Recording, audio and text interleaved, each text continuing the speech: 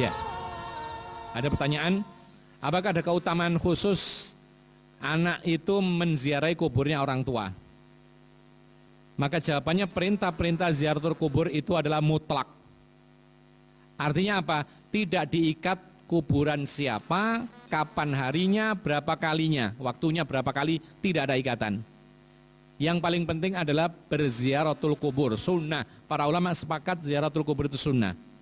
Ya, tentu saja orang tua bagus untuk diziarahi kuburnya, apalagi kuburannya dekat.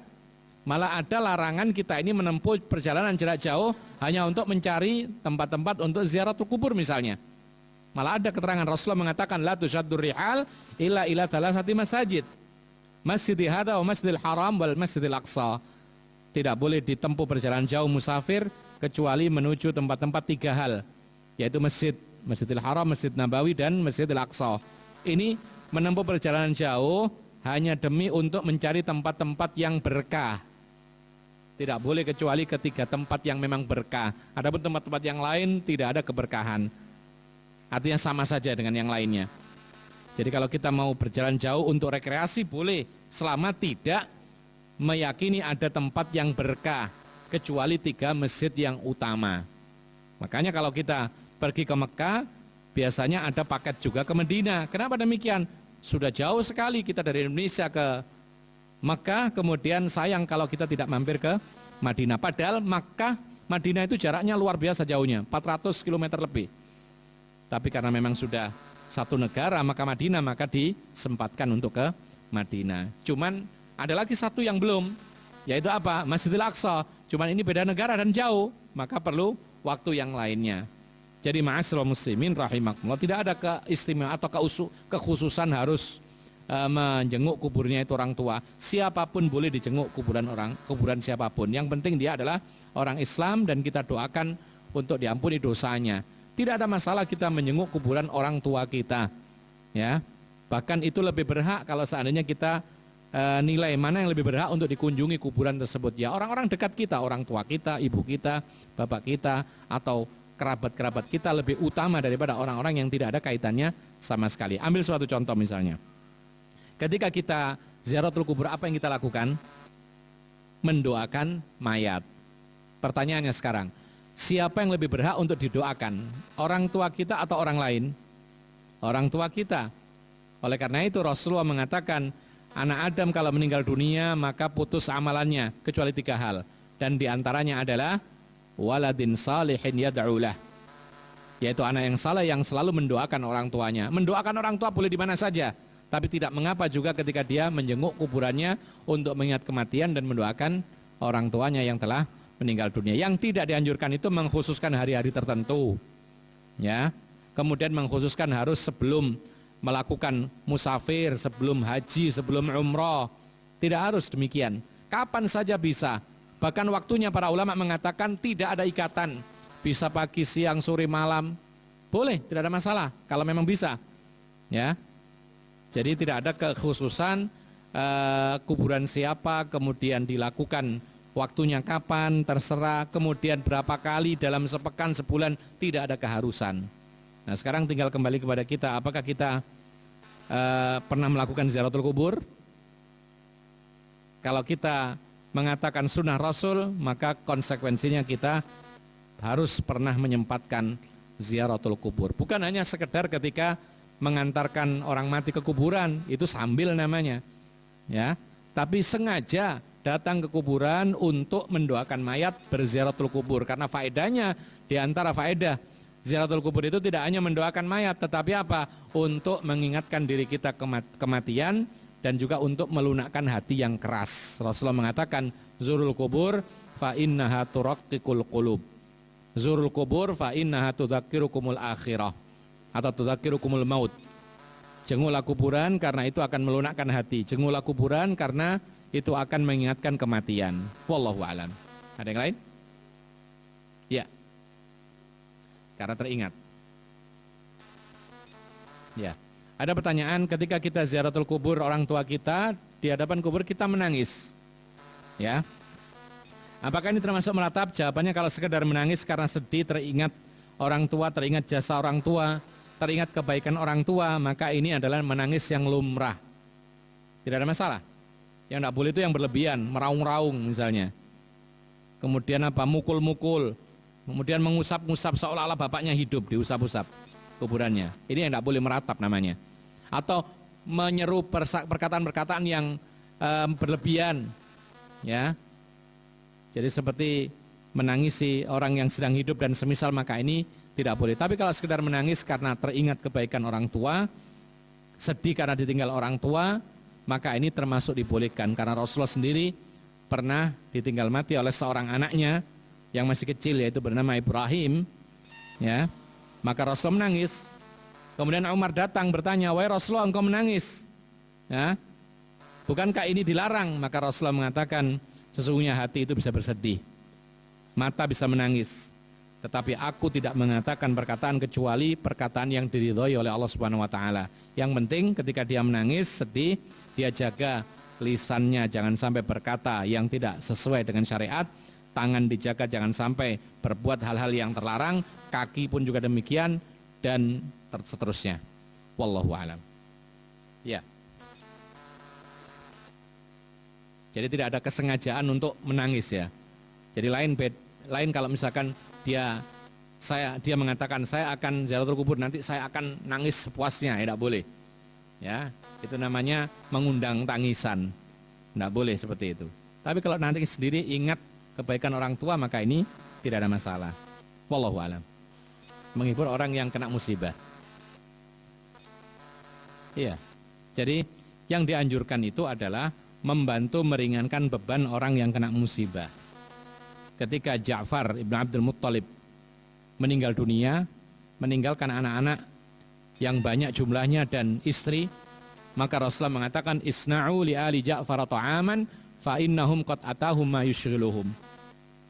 Wahai para sahabatku, buatkanlah makanan buat keluarganya Ja'far, karena hari ini mereka kedatangan sesuatu yang menyibukkan mereka. Apa itu? Kematian ayah mereka. Ini yang dianjurkan oleh Rasulullah SAW. Bukan malah datang kemudian membebani keluarga dengan menyuguhkan makanan dan semisalnya. Itu yang ada. Jadi kita katakan bahwasanya yang menjadi dalil patokan dalam beramal itu adalah Al-Quran dan Sunnah Rasul. Ya, jadi bukan apa yang terjadi, ya, atau apa yang kebanyakan berlaku di tempat kita, itu bukan dalil untuk melakukan hal tersebut. Ketika itu adalah terlarang, maka ya kita tinggalkan, kita berusaha untuk meninggalkannya, dan kita berusaha untuk mengamalkan apa yang dianjurkan Rasulullah SAW. Oleh karena itu termasuk yang bagus di tempat kita ini, termasuk yang bagus ya, kemarin kita sebutkan kajian yang lalu, bahwasanya kalau ada orang yang meninggal dunia, keluarganya masih ada mereka, maka kita jenguk, kita bawa sesuatu, itu bagus. Ya, bawa apa saja yang kira-kira dibutuhkan. Beras, tapi jangan beras semua. Kalau beras semua nanti lauknya apa gitu loh. Ya, jadi ada yang beras, ada yang lauk. Kalau sekiranya bawa lauk nanti nggak dimakan karena kebanyakan, ya uang, ya kan? Jadi yang mentah saja gitu loh. Karena bisa dilipat, bisa digunakan besok lusa, sebulan dan semisalnya. Itu bagus, dan itu kebiasaan yang sangat bagus, istimewa. Termasuk diantaranya adalah bawa-bawa makanan yang lain, bawa-bawa bahan makanan, bawa mie, ya, atau yang semisalnya. Kadang-kadang malah itu sangat dibutuhkan karena butuh cepat. Maka ini adalah termasuk kebiasaan yang bagus. Tidak usah nunggu-nunggu ada acara apa-apa. Ya, jadi itu yang dianjurkan di dalam Islam. Wallahu a'lam bishawab. Ya. Apakah ketika kita datang ke keluarga kematian, misalnya kita mendapat kabar saudara kita di luar kota sana meninggal dunia, lalu kita datang, kemudian kita disuguhi makanan, boleh nggak kita makan? Hah? Jawabannya boleh. Yang terlarang itu adalah memberati orang-orang yang kena musibah, dan kita dianjurkan untuk meringankan beban. Kalau seandainya kita ini biasanya datang ke saudara kita di luar kota sana, ya biasanya dia menyuguhkan ala kadarnya, ya tidak ada masalah, itu kebiasaan dia. Ya, yang penting jangan merepotkan. Kita sampaikan, tidak usah repot, kamu sudah kena musibah, tidak usah repot-repot, seadanya saja tidak ada masalah. Jadi bukan seperti datang tamu kemudian disuguhkan yang mewah-mewah, bukan.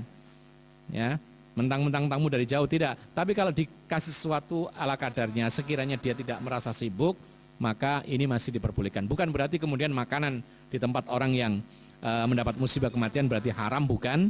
Tapi yang paling penting adalah kita berusaha meringankan beban mereka, kemudian membantu mereka dan tidak menyusahkan mereka atau tidak bertambah susah mereka ini. Karena ada banyak orang yang ketika salah satu anggota keluarganya meninggal dunia sudah mengeluh, ini sepekan ini mau ada acara, utang ke sini sudah, utang ke sana sudah. Jadi kebingungan. Jadi pikirannya sudah 7 hari harus berutang. Ini tidak boleh seperti ini memberati. Nah, kalau kita tahu seperti ini, maka kita beri nasihat supaya tidak perlu memperberat diri dalam hal seperti ini. Wallahu a'lam bishawab. Ya. Ya, dah. Sebaliknya, ya. Para ulama mengatakan bahwa dalam memandikan mayat itu yang dianjurkan adalah mayat laki-laki dimandikan mayat laki-laki, mayat perempuan dimandikan mayat perempuan. Ini hukum asal. Dan itu sejak dahulu sampai pada zaman Nabi dan sampai sekarang kebiasaan itu berlaku. Kecuali yang nggak ngerti saja, ya. Nah, ada pengecualian, dibolehkan lawan jenis memandikan lawan jenisnya. Laki mandikan perempuan, perempuan mandikan perempuan. Yang pertama suami terhadap istrinya atau sebaliknya. Ini boleh. Karena Rasulullah pernah mengatakan kepada Aisyah, "Laumittu qabli laghassaltuki." Wahai Aisyah, kalau seandainya kamu meninggal duluan, maka aku yang memandikan kamu. Aku siapa? Rasulullah suaminya. Memandikan siapa? Aisyah radhiyallahu anha. Ini keinginan Rasulullah ternyata tidak tercapai karena ternyata yang meninggal duluan siapa? Rasulullah. Berarti ini boleh suami memandikan istri. Kalau suami boleh memandikan istri, istri pun juga boleh memandikan suami. Kenapa demikian? Karena memang suami istri itu tidak ada aurat. Tidak ada aurat. Mana buktinya? Rasulullah pernah mandi bersama Aisyah. Mandi jinabat. Dalam satu ruangan. Dari satu baskom airnya. Menciduk bersama-sama, bergantian. Ini menunjukkan apa? Menunjukkan saling melihat aurat. Tidak mengapa. Ya, ada orang mengatakan, oh mungkin Rasulullah pakai kain itu. Aisyah juga pakai kain sehingga tidak melihat aurat. Dikatakan oleh para ulama bahwasanya biasanya orang mandi itu lepas baju enggak? Lepas, ya itulah biasanya seperti itu. Tidak perlu kita repot-repot mentakwilkan bahwa oh mungkin saja ini dan itu. Ya, jadi tidak ada masalah seorang suami melihat auratnya istri, bahkan semua badannya istri terhadap suami atau sebaliknya itu bukan aurat lagi. Ya, jadi kalau ada akhwat misalnya ketika dinikahi suaminya tidak mau buka jilbabnya, ini berlebihan ini. Ya, jadi mentang-mentang akhwat mengaji kemudian ketika bertemu, ketika menikah kemudian tidak mau melepas jilbabnya. Maka ini termasuk berlebihan. Jadi jangankan jilbab, bajunya semuanya saja sudah tidak mengapa, apalagi sekedar jilbab, apalagi cadar misalnya. Ya. Jadi aurat itu terbagi-bagi. Ada perempuan itu aurat, aturan aurat di hadapan suami ada sendiri, tidak ada aurat. Ada perempuan itu di hadapan laki-laki keluarganya, mahram, itu ada batasan. Apa itu? Yaitu bagian-bagian tubuh yang tidak layak terlihat secara kebiasaan, maka itu adalah aurat. Jadi misalnya seorang perempuan di hadapan kakak laki-lakinya, apa yang boleh terlihat? Kepalanya, tangannya, sikunya, betisnya, lehernya, ini boleh. Ya. Kenapa demikian? Karena itu disebutkan oleh Allah Subhanahu wa taala dalam Al-Qur'an, yaitu tentang masalah mahram. Demikian pula wanita muslimah sesama wanita muslimah. Ya. Boleh enggak melihat lehernya? Boleh, tidak ada masalah. Karena apa? Karena digandengkan ayat ini perempuan muslimah dengan sesama muslimah yang lain itu sama dengan perempuan di hadapan bapaknya, perempuan di hadapan adik lakinya, perempuan di hadapan pamannya, sama hukumnya. Bapak kan boleh melihat kepalanya anak perempuannya, boleh. Demikian pula sesama wanita boleh. Jadi terlalu berlebihan ya. Kalau seandainya ada akhwat tidak pernah atau tidak mau sama sekali kelihatan rambutnya untuk akhwat yang lainnya. Ini terlalu berlebihan, menyatakan atau meyakini bahwa tidak boleh, haram. Tidak, boleh seorang wanita muslimah terlihat rambutnya, kepalanya, bahkan lehernya untuk sama muslimah, ini tidak mengapa. Yang ada perbedaan pendapat itu masalah perempuan muslimah boleh nggak dilihat kepalanya oleh perempuan kafirah. Ini ada khilaf.